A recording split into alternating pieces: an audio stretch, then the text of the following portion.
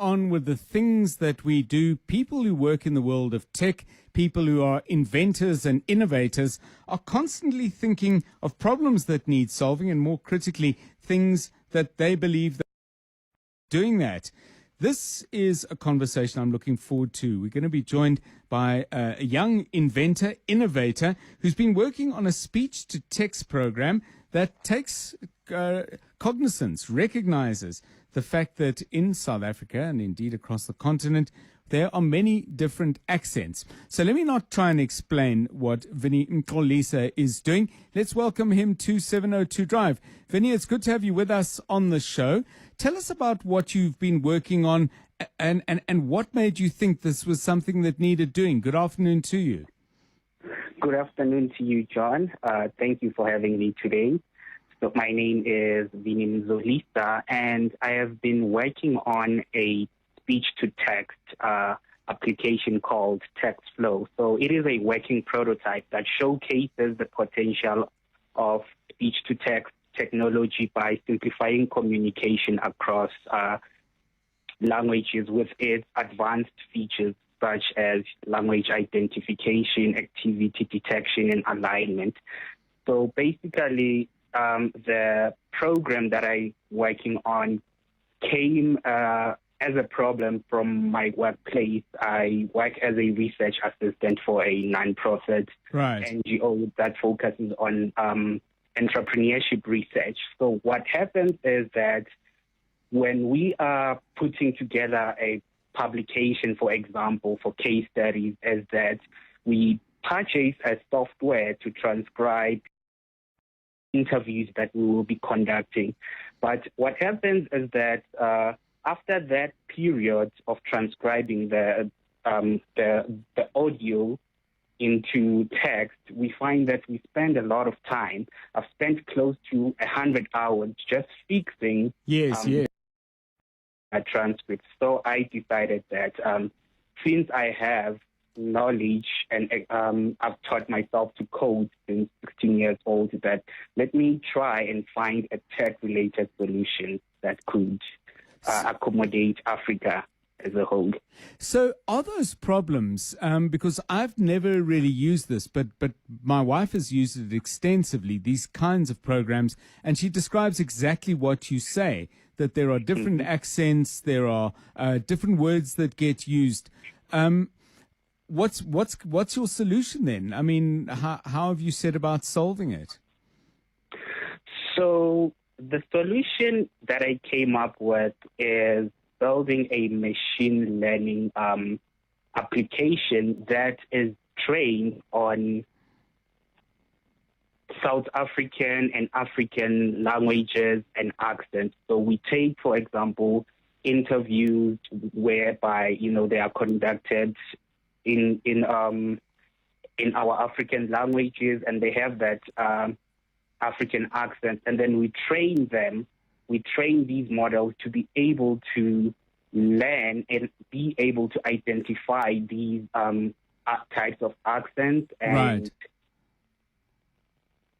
so that it's easier for the output when you get the transcript. You get a clear and clean transcript with all the names which are correct, because most of these other transcripts, they to have mispronunciations of names and such and such. Is it mainly focusing on names, or is it focusing on words as well? Because in addition to African languages and speakers of African languages and some of the accents that they might speak English, people who grew up speaking English, for example, there's a lot of variety and variation in the way they pronounce some words too. For example, people in Durban will say inside, and people in Gauteng will say inside. I'm generalizing hugely. Some people in Durban, instead of forward, might say forward. And those are native English speakers.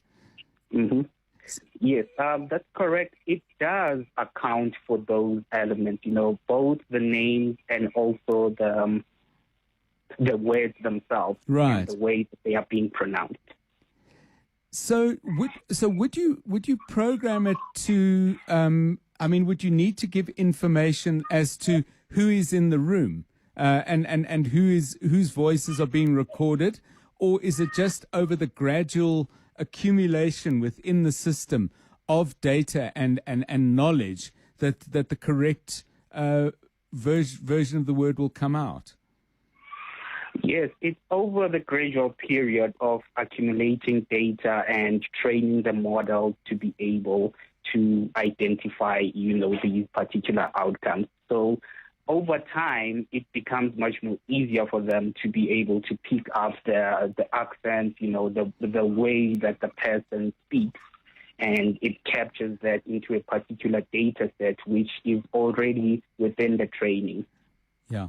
If I'm in a room with a mixed group of people across a range of, Vinnie, I'll have people who will call me Perlman, which is my name. There will be people who call me Perlman, which is, I guess, also my name. And there will be people there who may call me Perlman. And it might all happen in the same 30 minutes segment. I would have thought. Yeah, at an early stage, it does. Yes. Over time, for example, because there is this activity detection feature. So when a person, for example, is calling you by a certain name, and it's able to, and there's a certain response, it's able to read the response that, okay, this is coming from this voice. Right.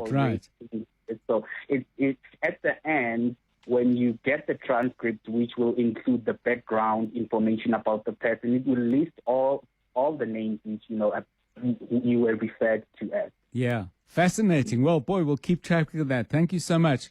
Wonderful innovation going on in this country. Vinnie Mzolisa, by the way, is 24 years old and really setting about something. By the way, have you had direct experience of this, where you've used speech-to-text software and you found that the output that you get requires a huge amount of going over and a considerable amount of correction, if indeed this is something that you're interested in and you can see a need for? We'd love to hear from you about that. 28 minutes past 4.